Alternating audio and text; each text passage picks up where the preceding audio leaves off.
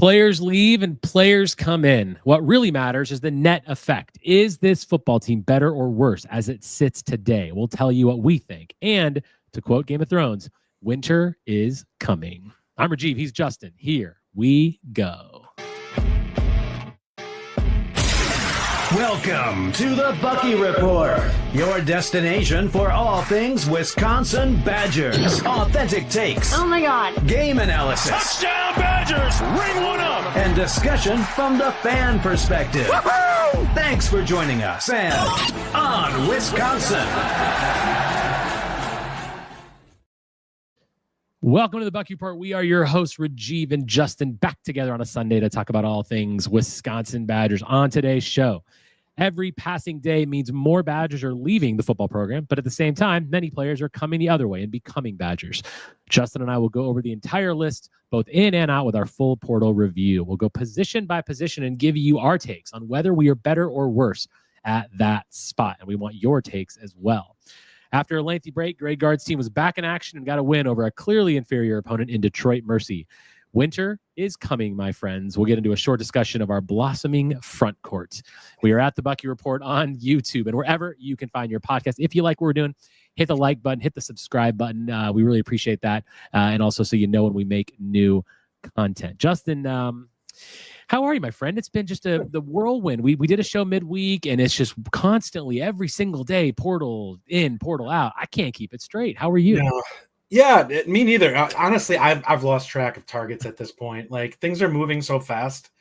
And I've said this before. It's like it's impossible to sit there and really dive into any of these guys because everything moves so quickly. It's like you can't find anything, and all of a sudden it's like they're there.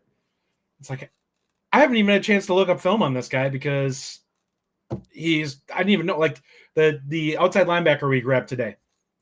I didn't even know we were targeting that guy, and all of a sudden we got another commitment. And I'm like, did this guy even visit us? I have no idea who this guy is. Yeah, that's that Michael Garner guy, right? That's what you're talking about? Not him. There was another outside linebacker. He's actually considered a defensive lineman. Oh, sorry, it's Tyrese Fearby. Kid from Kentucky. Fearby. Fearby. Yeah.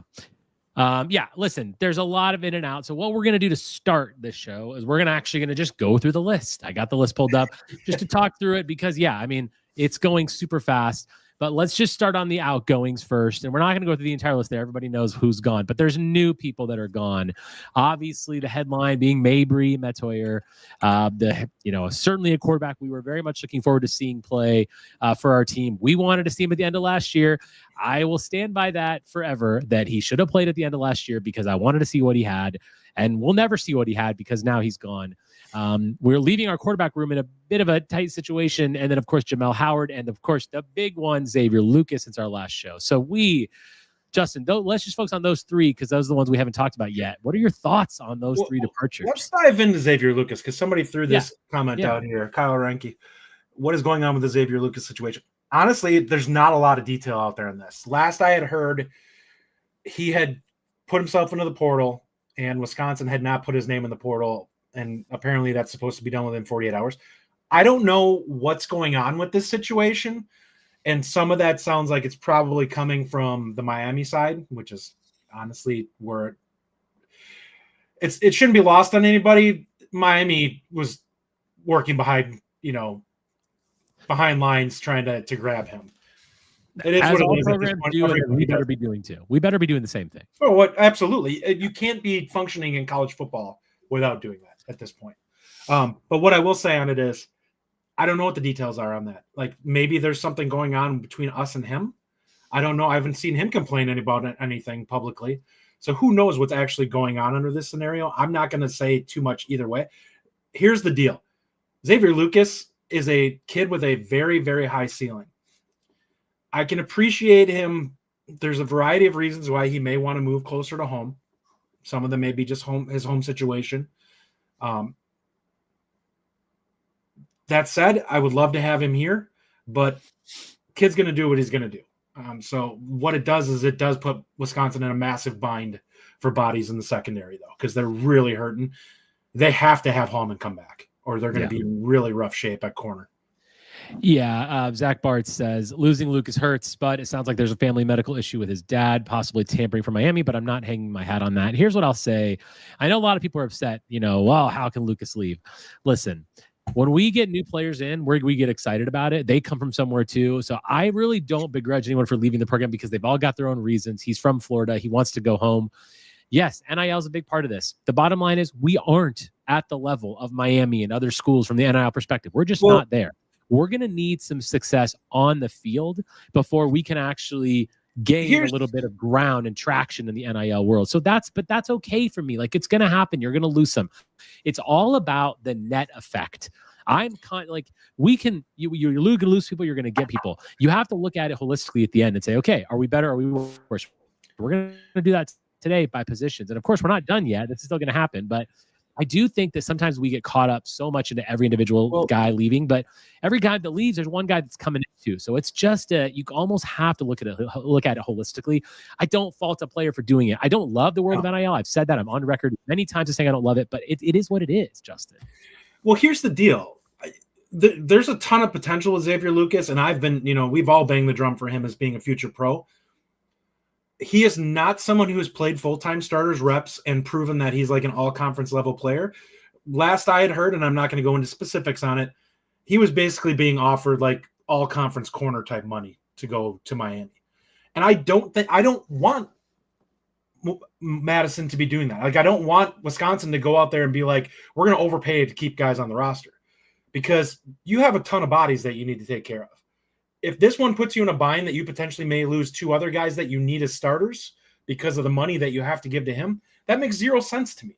He may have a very high ceiling, but you need to pick and choose your battles in terms of what you're going to do, and don't overpay for guys.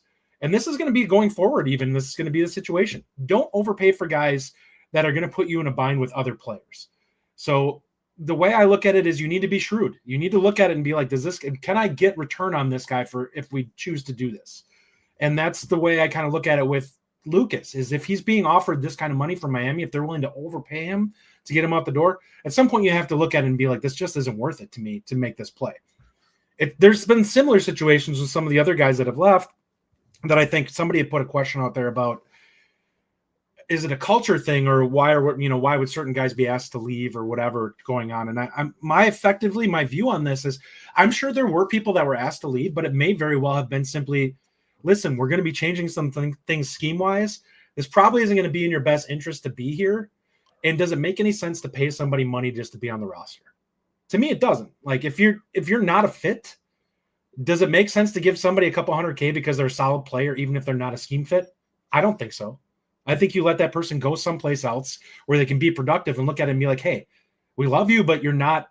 This is going to be tough for you to get playing time with us going forward. And it doesn't make sense for us to have money out going on somebody who's, and I use Curtis Neal would be a good example of this. I don't think he really fits what the staff wants on the defensive line. So with all due respect to him, it's great for him to go someplace else and find an opportunity where he can play and get reps. I don't think that was going to happen here, because I think that what we're looking to do from a defensive line perspective is completely different than what he was able to provide to us. And it's not fair to keep him around on the roster and just have him eat his roster spot when he's probably not going to play, even if you're paying him money. Like, I want to see kids get opportunity and not have us waste it. Like, I don't want to call a small market, but what I do think is you do need to look at this and be like, is this somebody that demands the money that I'm willing to give them? Or is this somebody who thinks they deserve the money that hasn't proven it yet? Yeah. There's a lot to unpack in this whole world, in the new world of college football. I do have a bit of a theory, though, I'm going to get into in a little bit about like why we're going after the players we're going after, but we'll see how that all comes up. Bo Dragon says, Merry Christmas, delusional nerds. Yes, Merry Christmas to all, by the way. Ditto, Bo Dragon. Our little holiday skin today on our background, and we had Christmas hats, Santa hats on our on the thumbnail, by the way. Check that out. I did some Canva, great for stuff like that. But happy holidays.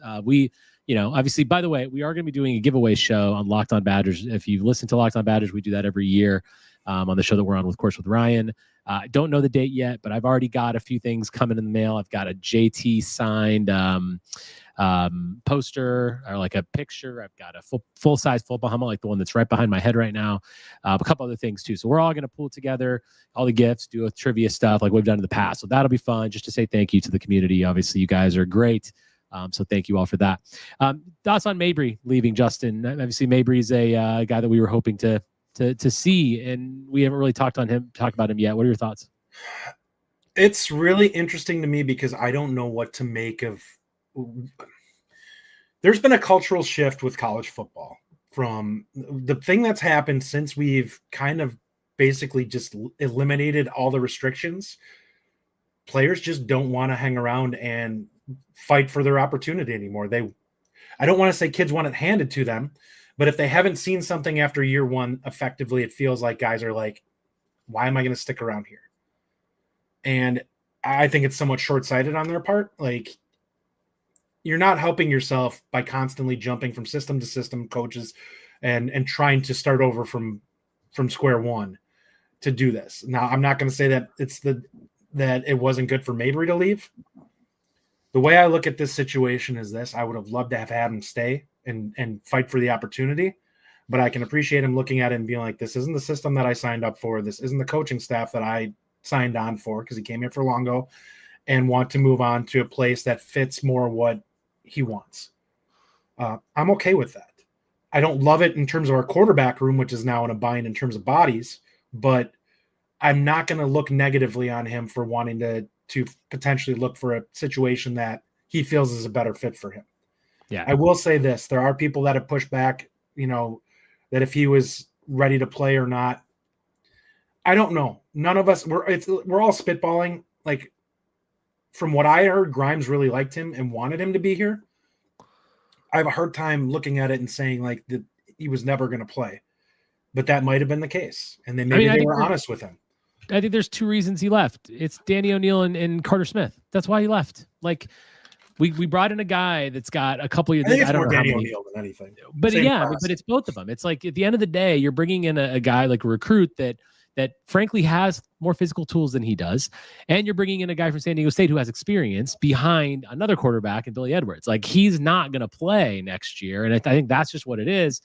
And at that point, like, if he wants to go somewhere and try to be the backup, I get it. I have zero issue with Mabry leaving. Obviously, I wish he competed there because I want the room to be filled out, and we're going to need to get another one. Mm-hmm. But he's a guy that has aspirations to play college football, not just fill a room. Yeah. And I mean, we just got 2 quarterbacks in the portal. I can't fault the guy. Like, I love it, but I can't fault him. We also lost Jamel Howard this week, who when we got Jamel Howard and we stole him away from Michigan, we were all pretty excited about who could be kind of like that Benton replacement, zero tech kind of a guy. He just hasn't materialized, whether it was practice issues, whether it was body issues, whatever the case is. It hasn't worked for him. I also don't fault him for leaving because it sounds like we've brought in multiple D linemen. I think he's been recruited over already.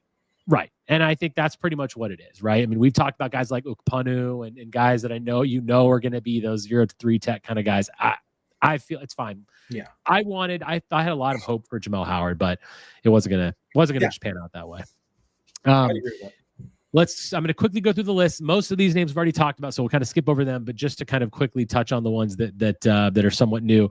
So obviously we talked about Mason Rieger, the edge out of Louisville, Jayden Ballard, the wide receiver out of Ohio State. We're going to talk about all these guys when we go into their positions a little bit too. Of course, Tanner Koziol, the tight end, who we all absolutely love. Corey Walker is the edge rusher as well. Parker Petersen, the D lineman from Tulane. Eli Stein, the long snapper. Matthew Traynor is the safety out of Richmond. Antarron Turner is an inside linebacker who's coming here from Western Carolina. Michael Garner is another interior defensive lineman coming from Grambling. Charles Perkins, another interior lineman coming from UT Martin. Danny O'Neal, of course. Billy Edwards, of course, we talked about. Mark Hamper, probably the biggest name on the board this week. Wide receiver out of Idaho. Matt Jung from Bethel. And then the newest guy is Tyrese Fearbury. I'm saying that surely wrong. He's an edge rusher out of Kentucky. My thoughts, Justin, on this larger thing, like the transfer portal is so different. It brings a whole new world of, we're used to bringing in a lot of 3-star guys, developing them for the first couple of years. They get action later in their career. And we've had a history of doing that. Walk-ons as well. We've had a long history of the PWO program and really turning guys into something great. And I almost feel like that's what they're doing.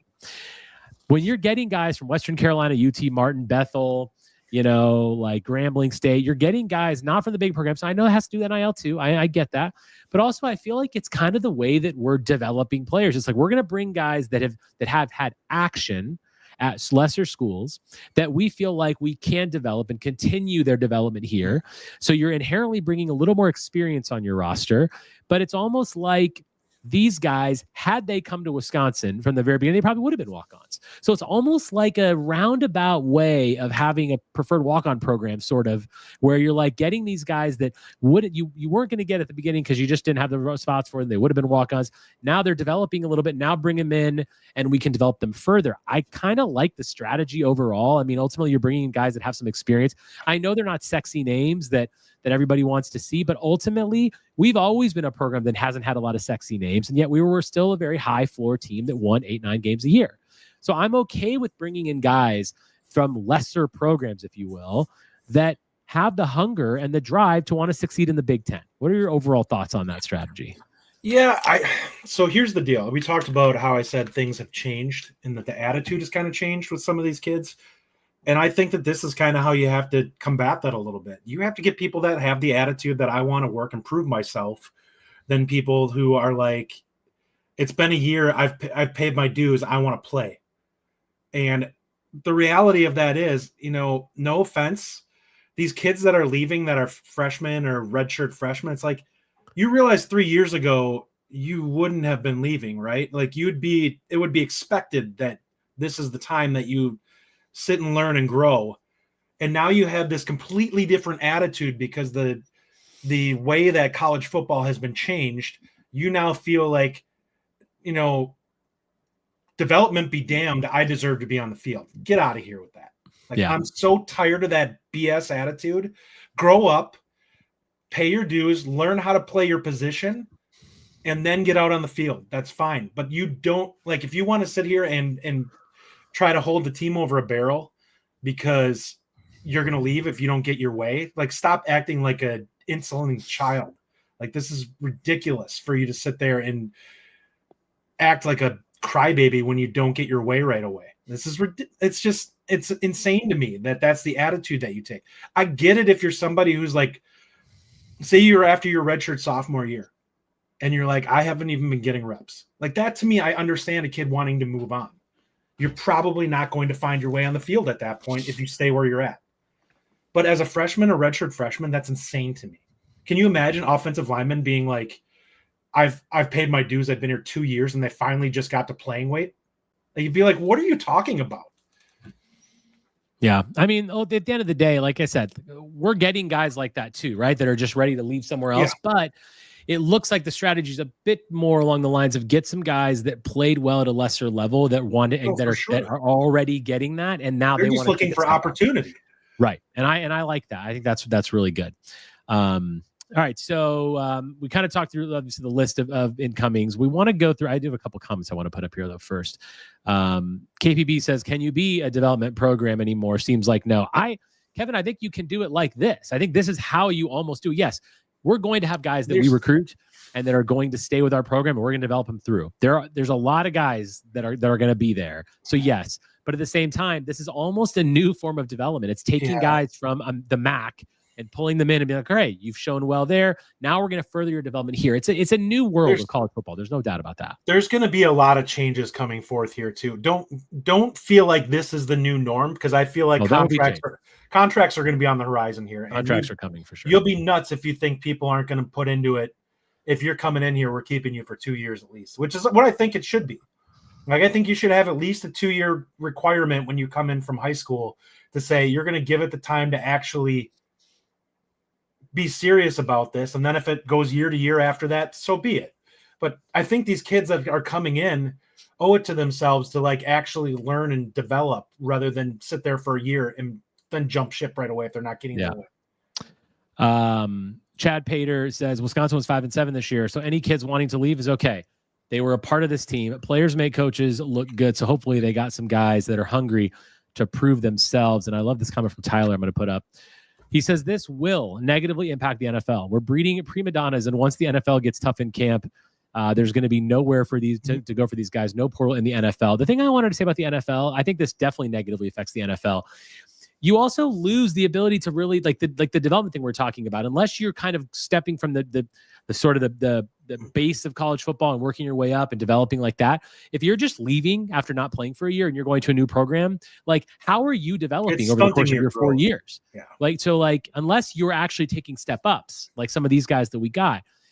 The NFL, the stars are always going to be in the NFL, but it's the rounds 5 through 7 in the NFL that I think over the next 3 to 4 years are going to get really affected by this, because that depth or those UDFAs that you get in the NFL that could end up being great players because they really developed in college, that's not happening as much, because unless you're getting playing time, you're leaving your school. So there's a lot of future discussion to happen with NIL and how this really affects everything. It's nuts. I don't even think it's just the 5 through 7. I think it's going to be literally the entire draft, because you're going to have guys that are bouncing back and forth, demanding more than what they're doing, which is going to stunt them.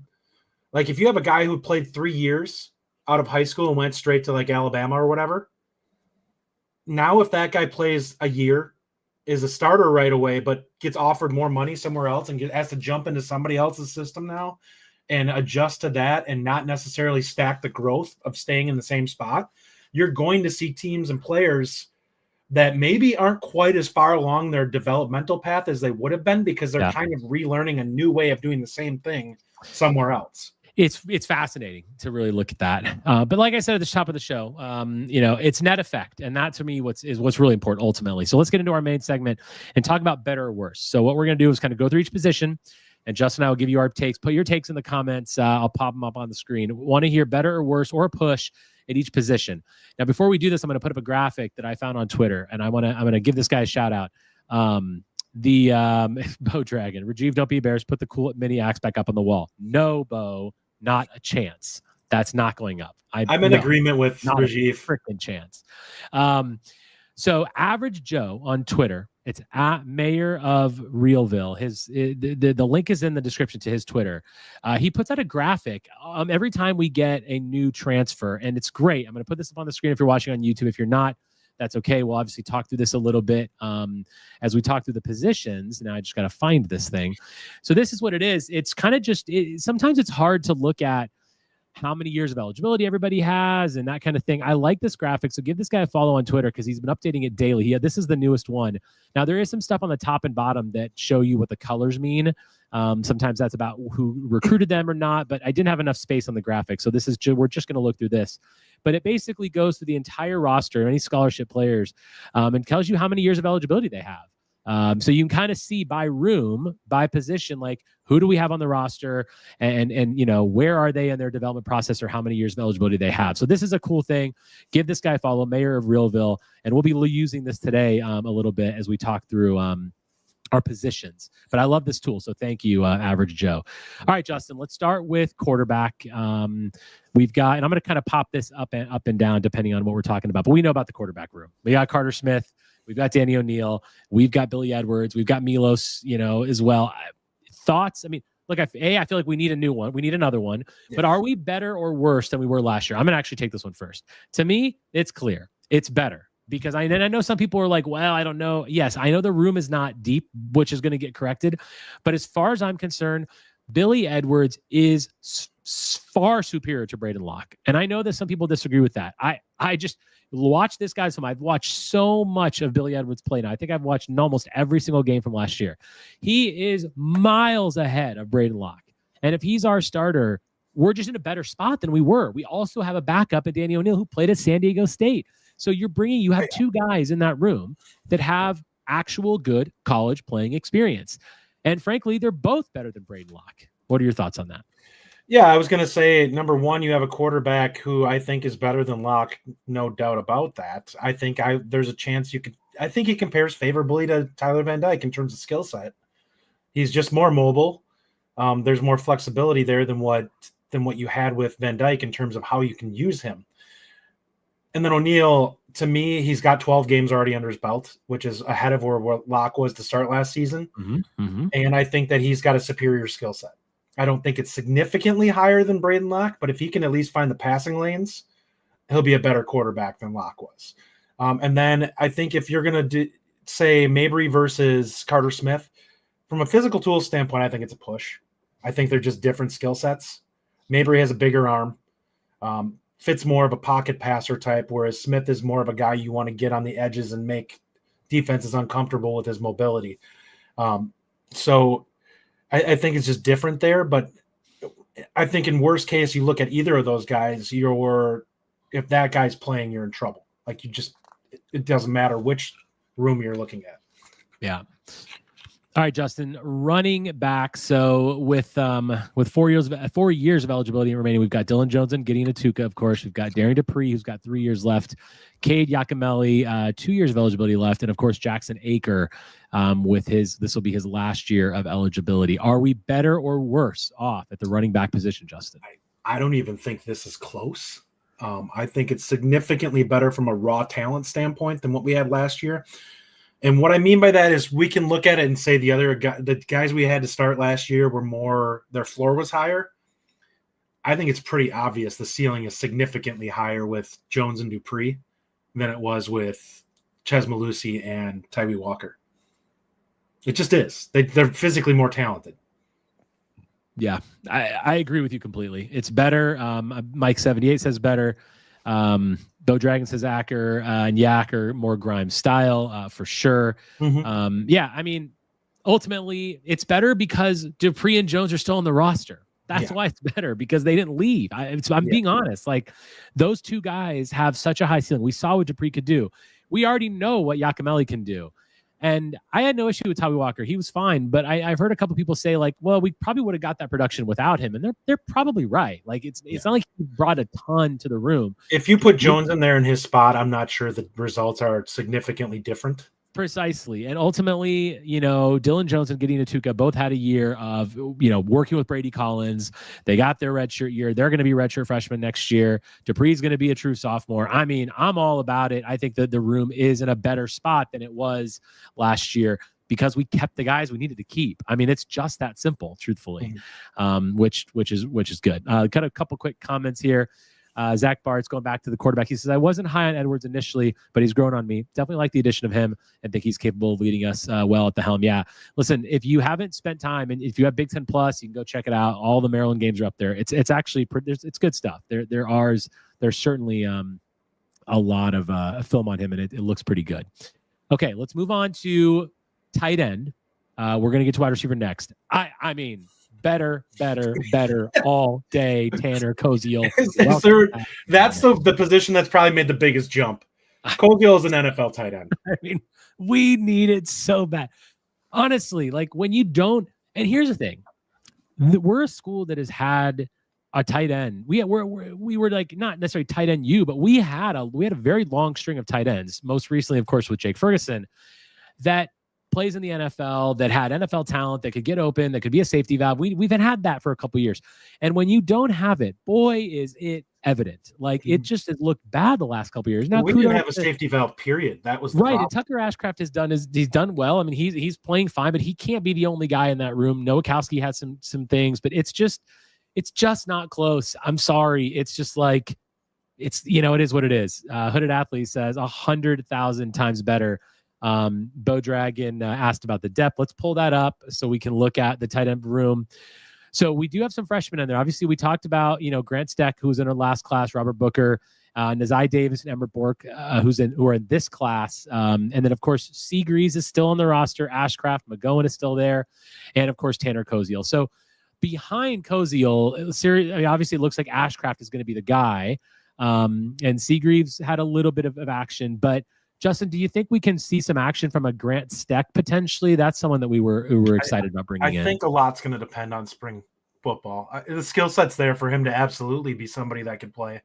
I think we just need to see what he is. Like, he was a baby deer last year. He's a guy who needed some time in a college system to kind of get there. I think that this bodes well for him to get an opportunity. It puts a little pressure on him. Like, he doesn't have anything to really worry about this next year. And then if worst case, he has an opportunity to be the guy going forward after this coming year. But I think with the way Grimes plays offense, there's an opportunity for at least 2 of the tight ends to be used regularly. Yeah, and it's a fair point to what Bo Dragon is bringing up. I mean, he says if the dude sprains his ankle, then what? I mean, okay, that's fair, but I do think Grant Steck is the guy that could make that leap into the lineup and maybe replaces an Ashcraft or a Seagreaves potentially. So, and listen, there's also true freshmen. Desai Davis isn't a guy that I don't expect to see next year, but he could. Like, he's going to take some polish. Athletically, yes, athletically he and athleticism is what allows you to play early. So, look, Jackson McGowan's still in there too. Like, he could end up being for sure. But it's a fair point. Tanner Koziol, like, he's obviously he's a very good career. He's in his freshman and sophomore seasons, he had over 30 catches in both of those. Then he had 94 catches last year, so he's clearly there. But yeah, I mean, I think the room is better off. All right, Justin, receiver. One more last sorry, question. Go ahead. Yeah. Adam Pettis, do we have a blocking tight end? I would say that's Ashcraft right now. He's probably the guy that projects best at that. But what I will say is somebody like Jackson Acker, there's a chance that you put him out there and he could be used in that way as an H-back, because Grimes will use an H-back. Like, they didn't use a traditional fullback at Kansas. They would just flex the tight end into the backfield and stuff like that and use them in that way. So there's going to be more versatility with these guys than what we were previously using them. All right, we'll toss back up Average Joe's graphic here. Thank you. So let's talk about wide receiver room. So freshmen with 4 years of eligibility left, of course, are KBJ and Eugene Hilton. Then we've got Tretch Kakahuna. Thank you for coming back, sir. And Mark Hamper, the newest addition to the team. I do want to get your thoughts on him as we talk through this as well. Quincy Burrows and Chris Brooks. And then with 1 year of eligibility left, we have Vinny Anthony, Tyrell Henry, Joseph Griffin, and of course the new guy from Ohio State, Jayden Ballard. Give me your assessment of this room as far as, Justin, where are we better or worse or a push here? And then also give me your thoughts on our newest addition, Mark Hamper. It's an interesting room. I'm not going to overstate what guys like Williams were. I think CJ Williams was solid. I thought he played better this year than he did last year. And, I just don't know if we were going to see him ever truly develop into a guy who was going to be a major part of the offense, and he was going to be a senior. I think you're picking up, at worst with Ballard, that's the type of production you can expect. And I think he's got more physical tools than what you had with CJ. Hamper's the big one to me. Mm-hmm. You're basically putting him in the place of Green, I think. I think there's an opportunity there for him to be a really good outside threat. I think he's got more speed than Green had. I think there's good physicality there. He's not a thin guy, and I think he's got some pretty good speed. I don't think he's a burner by any means, but I think he's a guy who can definitely get loose if you don't, stay on him tight. And that's okay, because we got our burners in Vinny Anthony and Jayden Ballard. Yeah. And that's the reality about the speed. Look, Hamper is a big guy. Like, he's not a small guy. You said it, physicality. That's the number one thing you see when you watch Mark Hamper. I think Hamper and Koziol, those two guys are names we're going to call a lot next year. Like, that's going to be, when you look at the stats at the end of next season and see the catches, Hamper, Koziol, and Tretch. I think those, that is really the sweet spot. And don't forget Vinny Anthony. Yeah. I have to tell you, I'm labeling this as a push, because I think Will Pauling's loss is still really big. I've said this on last week's show, on our show on Wednesday. He's a lot of experience. That's our leading pass catcher for the last 2 years. Like, not specifically, but he is the guy over the last 2 years who's caught more passes. That's experience. He was a really critical part of this offense. And I'm not saying that he can't be replaced, because Tretch obviously is a guy that we love. But it's not like you're going to get the kind of production automatically out of the slot now just because it's Tretch there. Like, Pauling was a very productive guy, although he didn't have the best year. But I really like the additions of Ballard and especially Hamper, no doubt about it. And the fact that Tretch stayed is another big. I'm still going to give it a push, because you're right. CJ Williams obviously was getting a little better. Bryson Green I liked. And Pauling, that to me is a loss. So I'm a push on wide receiver. So to me, it's a push, but for different reasons. I actually think Tretch is more dynamic than Pauling was. I think he would have been more productive had he taken that role this year. I don't think it would have always been perfect, because he did have his shortcomings and things he needed to work on. But I think there are things that would have gotten better had he been getting regular use. He projects better in this offense than Pauling does because it's an offense that does like to use the jet sweep.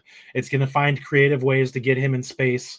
And he's just more elusive than what Pauling was. He's far better after the catch than what Pauling was.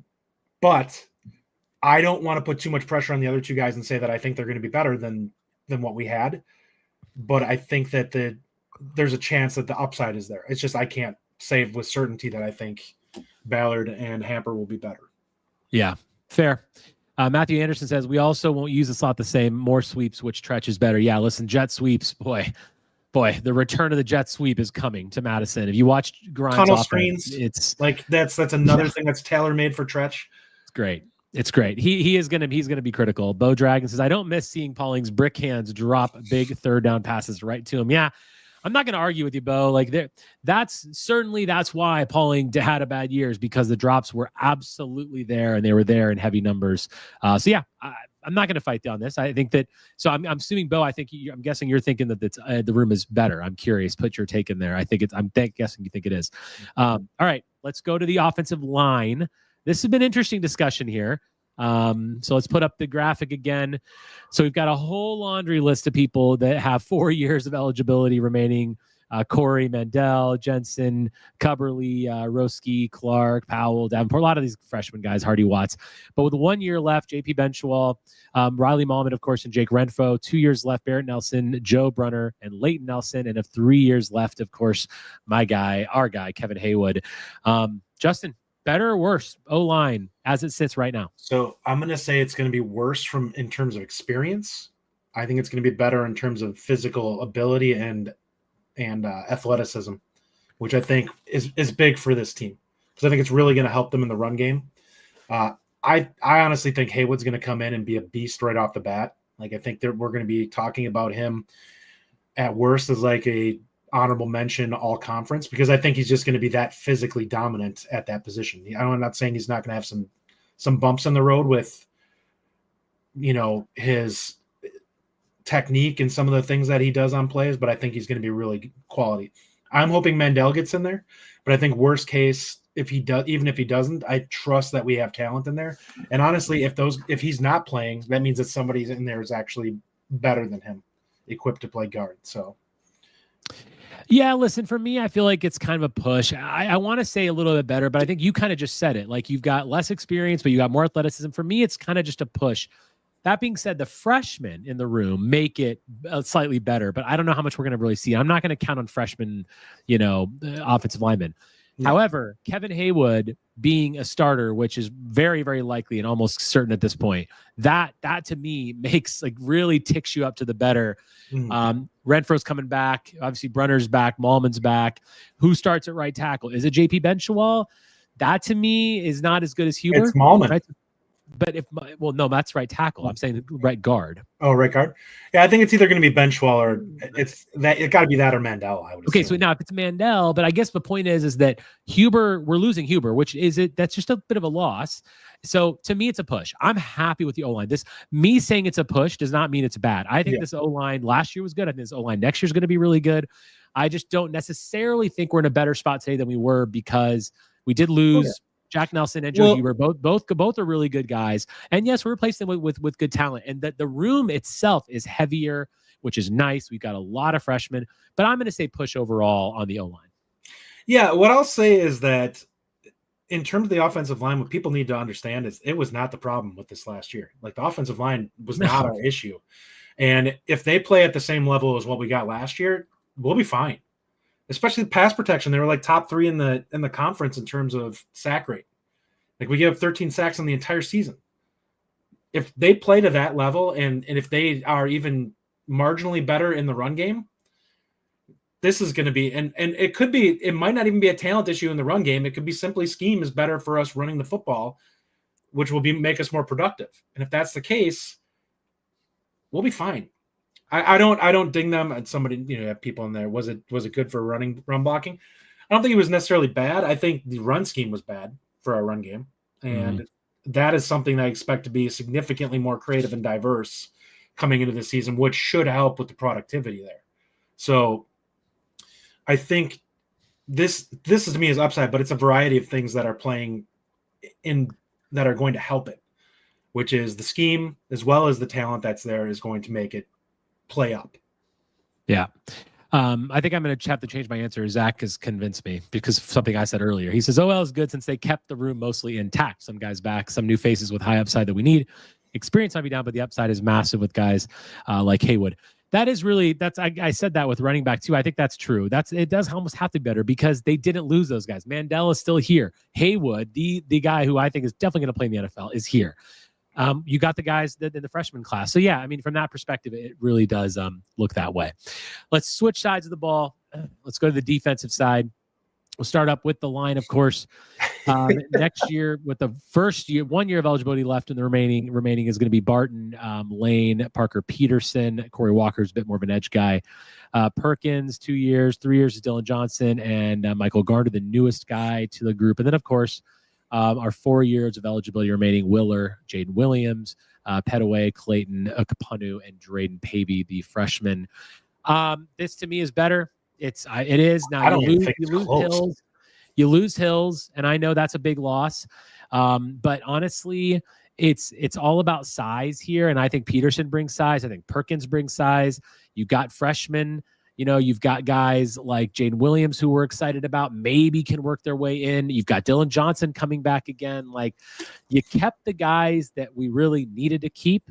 You lost Hills because he has no eligibility left, and that's fine. But ultimately, I'm happy with this room because the size that we're bringing in. We need people who can play at the 0, the 3 in the middle of the defensive line and actually not get swallowed up like we saw a fair amount last year. This room is deeper.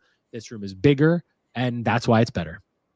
Yeah, I was going to say, as much as we talk about how poor the defensive line was, it was also a lot of guys that just weren't a fit for what we wanted to do.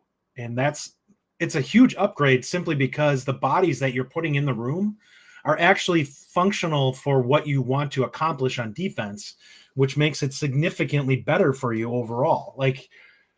We're far better in terms of the bodies that we're putting in there from a size and weight standpoint, being able to hold up against an offensive line that wants to push them around.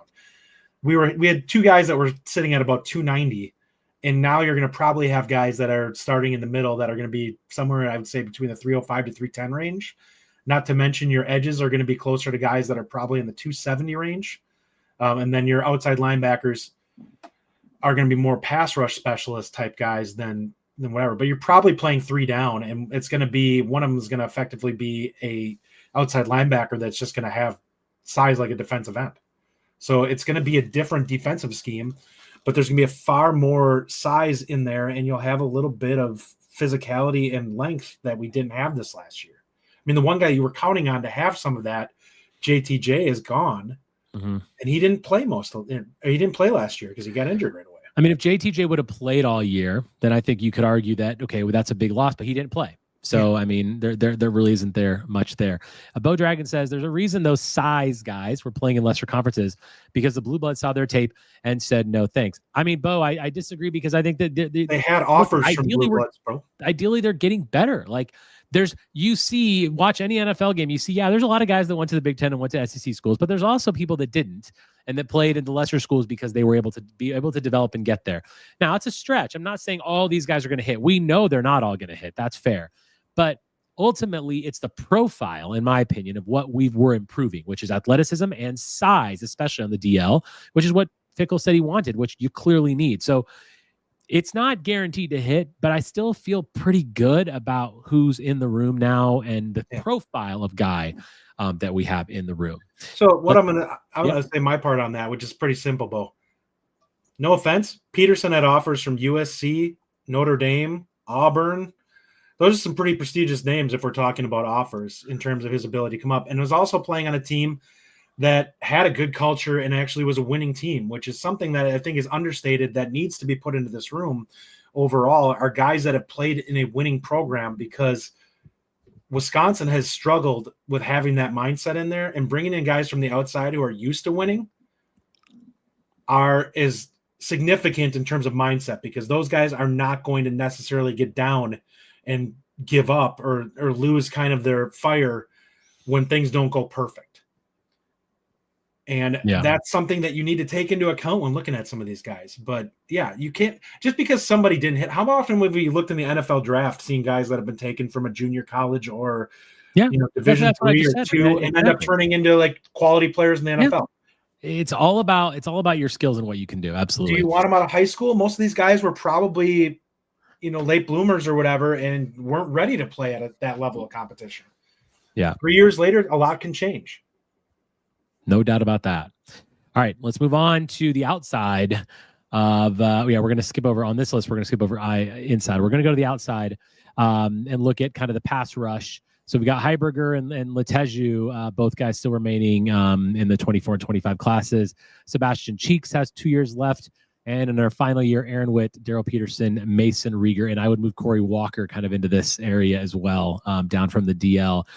What are your thoughts on this group, the outside linebacker, pass rushing group? How do you feel about it? Better or worse?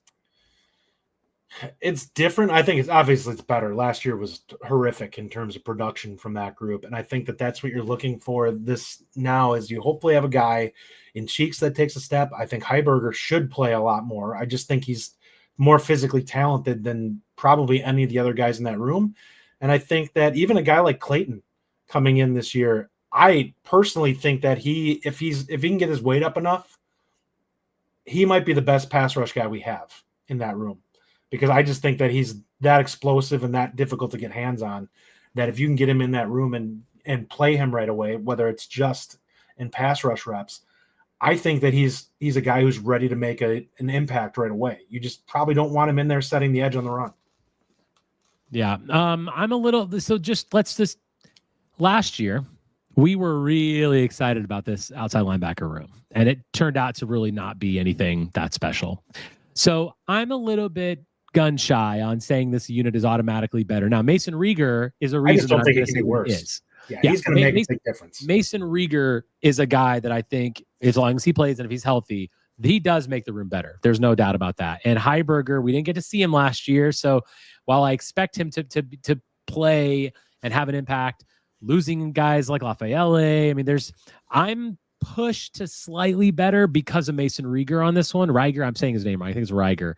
But I think the size is good. You talked about a lot about over the last couple of weeks about the defensive end position getting a little bigger. Guys like Walker, guys like Rieger. Overall, my official answer is going to be better, but it's close here just because I don't know. I need to see some production. And I think that Cheeks is going to need to take that step, Justin. Like, he has to take that step because we saw some bright spots in him last year, but it wasn't always, what we needed. So we'll see. All right. So now moving on to actually we have one more linebacking position before we move forward to the area we know we're going to be lower in. I'll tell you that right now. So let's go inside linebacker. So looking at the inside linebackers, no one is in their last year of eligibility. We've got two guys with 2 years, which is Tackett Curtis and Antarron Turner. And then Christian Allegro and Tyler Jancy. And then Landon Gauthier, of course, Mason Posa, and Cooper Catalano with 4 years of eligibility remaining. Obviously, the losses here, of course, are, the Jake Chaney's of the world, the guy from Jaheim Thomas. Where are you at on this room? Better or worse going than where we were last year? I think it will be better because now you have Allegro with a year under his belt. I'm hoping that Tackett can take the reins and show growth coming into this season. But if he's still doing boneheaded things and getting dumb penalties, I think you have a guy like Posa who has a chance to kind of jump into that room and do some things. And we heard some good things about Tyler Jancy. I think there's a chance that he could be a guy that starts flashing as at least in the rotation and gets out on the field. I do think that they need to rotate these guys more and give opportunity and then figure out who's playing well and go from there. But we clearly have, in my opinion, like it's another position where a lot of guys didn't flash. And I'm hoping that these guys are just better than what we saw last year. I think Allegro clearly was better than the starters last year. I think he'll grow some. Tackett is explosive, but he's got to be consistent and he's got to be cleaner, locked in with what he's doing. So you're saying better on this? Yeah, because I just don't think the inside linebackers were good last year. Allegro, they took a jump when Allegro got out on the field, and he probably should have been starting from the get-go. Yeah, I mean, for me, this is a push, not because I don't think, like, obviously, you know how I feel about Mason Posta. I think he's the best recruit that we have in the class, and he's fantastic, but he's going to be a true freshman next year. So I think the question for me is this Antarron Turner, if whether he's going to compete with Tackett and try to take that job. Because when you look, and I'm not saying I was a big fan of Chaney or Jaheim Thomas, but at the end of the day, those guys both had experience and they both played a key part of what we did. I think Allegro is the best guy we have on the team right now. I think he's obviously the starter. He's clearly in that spot. Ultimately, when I look at it as a whole, I'm probably a push on this. I just feel like you still lost guys that had production. Yeah. And to me, when Tackett Curtis is the starter right now, I don't necessarily love, I'm not saying he's fine, but I'm not like, ooh, yeah, Tackett Curtis is a starter. Like, I'm happy that Christian Allegro is, and I'm hoping that Turner can push Curtis to make him a little better. And I'm hoping guys like Mason Posta can push, hopefully, and try to maybe get on the field. I'm still a push on this. They're not worse, but they're not really better for me either for inside linebacker. That's just kind of where I'm at with that. I'll say they're better, but I don't think it's significant. Like, they're young. They could prove to be a lot better. They could prove to be worse, quite frankly. Yeah. Badger and Bournemouth, Rajeev, we're in a Europa League spot as of now. Badger and Bournemouth, we're going to talk later on Discord because I'm very proud of your team, let me tell you.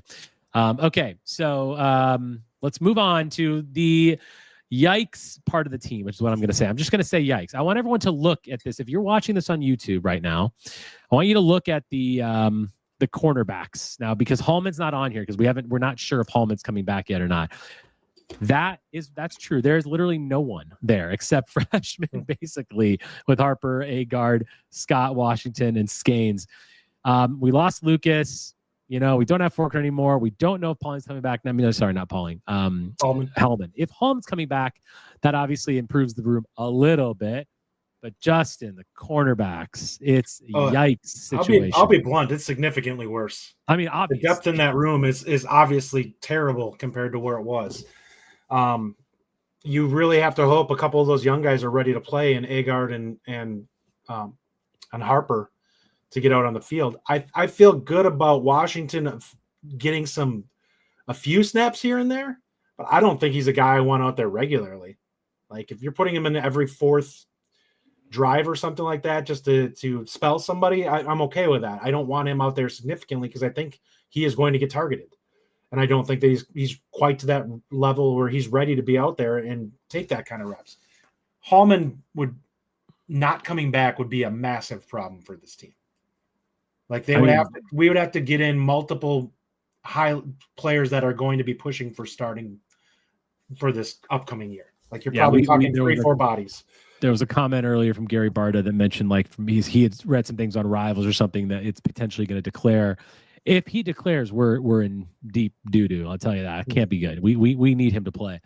Look, the rest of the money that we have in NIL needs to go to quarterbacks. I don't want to. I mean, I'm happy that we got D linemen, we got tight ends, we got quarterbacks, we got a lot of good players in the portal.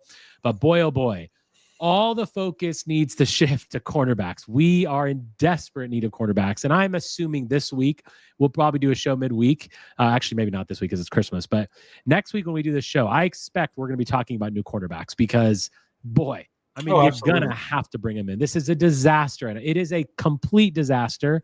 So all the focus, all the efforts have to be on this room.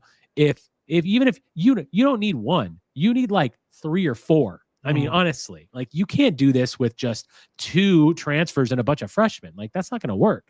You need 4 cornerbacks, legitimately 4 cornerbacks to really make this thing. I mean, losing Lucas was a massive blow. Now, if you get Hallman, maybe you need 3, and that's fine. But yikes, like, we're in a real trouble there. And frankly, I think we probably feel the same way about the safety. I feel a little bit better there. Better, yes, better, certainly. 1 year of eligibility remaining. Austin Brown, and yes, Preston Zachman is coming back, which is huge. Matt Jung, who is one of our new transfers out of Bethel, and then Matthew Traynor, who is our transfer out of Richmond, and then of course our freshman, 4 years of eligibility left: Raphael Dunn, Remington Moss, Grant Dean, and Luke Emmerich. You're worse on this, but you feel better about it, yeah? But you're definitely worse on this, yes? Yeah, it's definitely worse because you're going from Wooler to Brown. But even from a depth standpoint, it's significantly lower than where you were at. I like Traynor. I don't know if he'll hit the ground running or not, but I think that you hope that he does, and I think he's a guy that you're hoping can give you reps. Jung, I'm hoping, is ready to go. He's a guy who's played a lot the last couple of years, but again, these guys are jumping into a new scheme. How quickly they pick it up and how comfortable and how cleanly they play, and if they can play fast, is something that we're going to have to figure out. And then the two young guys, I really like the upside of Dean and who's the kid from Minnesota? Emmerich. Yeah, Emmerich. I really like their upside. I think there's a chance one of them could push for playing time, but I don't want to be relying on that. Like, this is a group that I think is a loss. Like, no, they could surprise. Like, the range on this group is significant. Like, they could be anywhere from a train wreck to being really good this year. And we'll see what happens with that. We'll see if the young guys end up being, able to come in and really provide quality depth. But as of right now, I think you have to be a little bit leery of what we're going to see. For sure. I mean, obviously with Wooler not being there, that's a huge loss. And also, I think Braedyn Moore was a big loss in this room too. I liked Braedyn Moore, and I thought there was an upside there that he's just not going to have. So yeah, we're in a bad spot. And let's be blunt, as you say. The defensive backfield is a complete disaster zone. Yeah. Like, you need to just do it. Yeah, you better hope we have a pass rush so we can help them out a little bit. Yeah, I mean, and like, safety is definitely in a better position than cornerback for sure. I mean, we obviously have the guys that are there, but it's just a function of we need more experience, frankly. Yeah. We don't know what to expect, because Zachman, you trust him. I think Brown, you probably feel pretty good about. After that, you're kind of like, I have no idea what to expect from any of these guys. You have Rafael Dunn, who hasn't seen the field yet. Who knows what he is? He might be a guy that's strictly just a dollar type player. And I don't even know where the dollar fits in going forward on some of the changes we've made, if they're going to still use that, or if it's going to be something that we don't play as much. Yeah. Let's quickly go to special teams. Obviously, we still have Nathaniel Vakos and, of course, Atticus Bertrams. I just want to say this, and to me, it's like, we need to get a kicker. I'm sorry, we need to get a kicker. I'm not okay with Vakos being our kicker next year. I'm not. And Atticus Bertrams is the dude. He needs to be our punter. He's great, but you got to get a kicker. And this cannot be the special teams unit that we roll into next year with, right? I mean, it's just not. Vakos wasn't good enough, period. So the punter that they brought in, the one that was the former Michigan kicker, did they bring him in to compete with Vakos? Probably. Maybe that's just a made the best man win kind of situation. Yeah. I don't know. You need better production no matter what. It just can't be a thing. He must be somebody that they think is at least capable of taking the job if he's ineffective. It just can't be a thing. Like, this needs to be something that gets solved. So go out and get a kicker and be done with it, or have a couple guys to compete. Let me ask you this before we move to quickly to touch on basketball a little bit. Coordinators. I mean, obviously, I think we're all probably in agreement that the offensive coordinator is better. We're in a better position than we were with Phil Longo. How are you feeling about our defensive coordinator position right now? The defensive coordinator position, if I'm being blunt on it, I will give him the benefit of the doubt for this season with the changes that they're making. But if we do not show significant change in tackles for loss and sacks, he has to go. You have got to kick his butt out of there, because the defense is not disruptive enough. And even if the offense gets better, good offenses eventually are going to start gutting him because of the fact that you're not able to put pressure on them. And does it matter if they score in 10 plays versus 5? That's kind of how it is. It's like, the defense right now in nickels and dimes all the way down, but I don't ever feel like the offense is really put into a bind where they're uncomfortable with the situation. It's just like, all right, we're going to just have to work for it, I guess. But they're never like, here's how I look at it.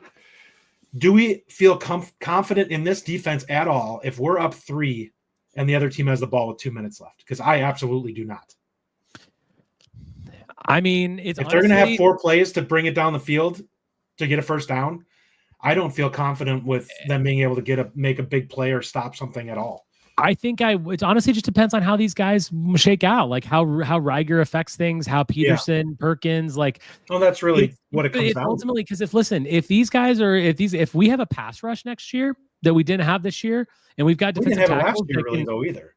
Right, but I'm just saying if we are better at that, then I will feel okay about that, because I don't know. I mean, it's hard to say because our cornerback room is a disaster right now. So it's hard to say that we're going to do anything on the defensive side of the ball. And Bo Dragon's comment earlier about we might be, all-time bad defense. That's unless we fill the cornerback room, it's going to be a tough thing for sure. Look, overall, Justin, we said a lot of betters. The only thing that we didn't say, I have a couple pushes. You pretty much were better on most things, except of course the defensive backfield. You obviously think the team's in a better spot than it was after. I think there's a lot more pieces that make sense going forward than what we've seen in the past. And also remember, it's the recruiting classes. That's another reason we feel good about this, right? I mean, it's a big part of it. Yeah. And I do think that Grimes is a fairly significant upgrade. Like, I know people are kind of lukewarm on him to an extent. I think the offense is like, it's high floor. It may not have the highest ceiling, but here's what I'll say for it. I think it's going to put a defense in flux. I just don't know how aggressive he's going to be overall in terms of like trying to run up scores, but I do think it's going to be effective. Yeah. Either way, I think at the end of the day, people get really, really drawn. I've been out of shape about the transfer portal, as do I. But when you look at the net effect of it, I think most Badger fans, as we went through today, and a lot of people, even in the Discord, were saying the same kind of things, we're feeling better about a lot of our team. So that's all you can really ask for. And certainly cornerbacks, because of the loss of Lucas, is a huge deal, and that has to be solved. But when I look at this offense, I mean, I just can't see an offense that produces 23 points a game next year. It's got to be better, and hopefully it will be with Grimes. And there's just a lot there. I mean, I think we need to pray that 27 or 28 is where we end up, which would be significant. Yeah. It's just crazy. It's nuts. All right, we'll cap the show off there. We were going to talk a little basketball, but we're already hit an hour, so we're going to keep y'all too much longer. But first of all, and we'll obviously pick up basketball, and again when we talk next week, and we'll have a little more to talk about there with the team going into the Big Ten season. So ultimately, we did get a win today. Nolan Winter and Stephen Crowd, a great game. Dirk Winter, yeah, I mean Winter's the man, buddy. Winter's the man. But happy holidays. I think that's one thing I just wanted to say. Look, Merry Christmas. Happy holidays to all of you. If you're still listening to this, hit the like button. We appreciate it. Look, you guys give us this platform to do this stuff, and to the listeners, to the comments that you leave in, all the people, whether you listen on a podcast or YouTube, we're very, very thankful for what you do for this show, for Locked On Badgers with Ryan. Like, this community is great. We're obviously really happy to be a part of it. But stay tuned for details on the giveaway show on Locked On Badgers. We're definitely going to do that. We've got a lot of cool stuff. I got some cool stuff. Ryan's got a ton of it. It'll be a fun show, so definitely check that out. But thank you again for all the support for another great year of the Bucky Report. We really, really appreciate it. Justin, final thoughts before we close the show. It's been a long year, everybody. Everyone, hopefully have a safe holiday, and we'll run this over into the next new year, and hopefully the reset button is effective this time and we're ready to go. But let's look forward to hopefully a good 2025, and we get back into the win column with some things. Definitely we just need positivity. And I think the basketball team will hopefully bring a little positivity, but ultimately, as long as we make the improvements we need to, I don't think this football team can get much worse, at least with the roster that we have. And we went through the roster. Once again, Average Joe at Mayor of Realville on Twitter. Give him a follow. That graphic is great, and he updates it every time we get a transfer. So if you want that in your feed on Twitter, go check that out. It's fantastic. As always, thank you for joining us, and on Wisconsin. On Wisconsin. Thank you for listening. If you enjoy this show, subscribe to our YouTube channel at The Bucky Report or The Bucky Report Podcast from wherever you get your content. Until next time, on Wisconsin.